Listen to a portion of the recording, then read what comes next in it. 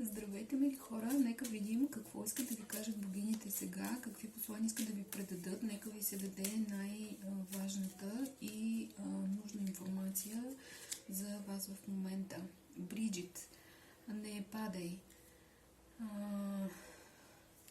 Отстоявай това, което мислиш, че си права.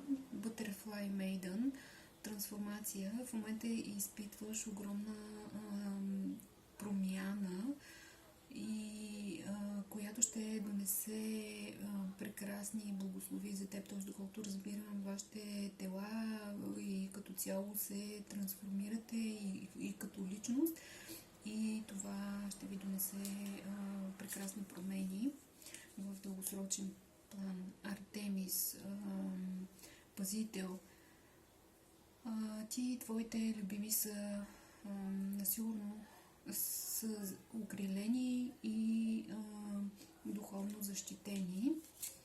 Може би някой има нужда да го чуе това. Маев, цикли и ритми. Уважавай циклите на твоето тяло, нивата на енергия и емоциите.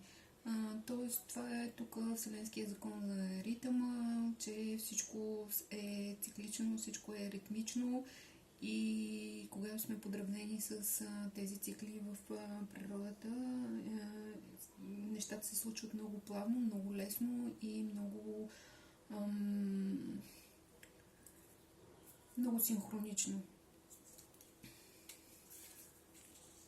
Тук за пример ще дам, да речем, ретроградния Меркурий, за който много хора чуват, говорят, и така, когато се, примерно, започне нещо или се подпише някакъв договор в този период, той обикновено след хикс време е неуспешен. Нали, в такъв смисъл просто съблюдавайте, да кажем, тези цикли, за да може да върви живота ви по-лесно. Неметона,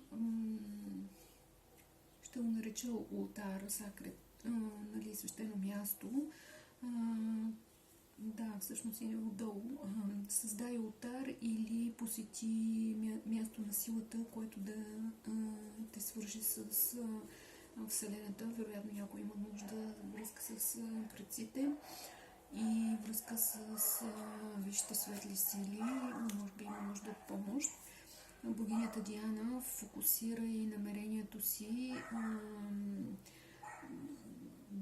дръж твоите мисли, чувства и действия фокусирани в целта и ще ги отметнеш. Еракура, така, цъфтеж, процъфтяване.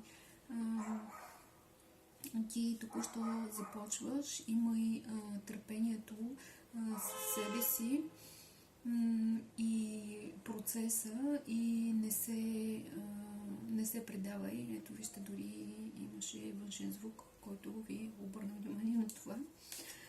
И нека да видим още какво ви казва Лакшми. Ярко бъдеще, спри да се тревожиш, всичко ще бъде наред. Ами, приятели, нека бъде. И тук на дъното на колодата Атина, вътрешна мъдрост. Ти знаеш какво да направиш. Довери се на твоята вътрешна мъдрост и предприеми съответното действие без повече отлагане.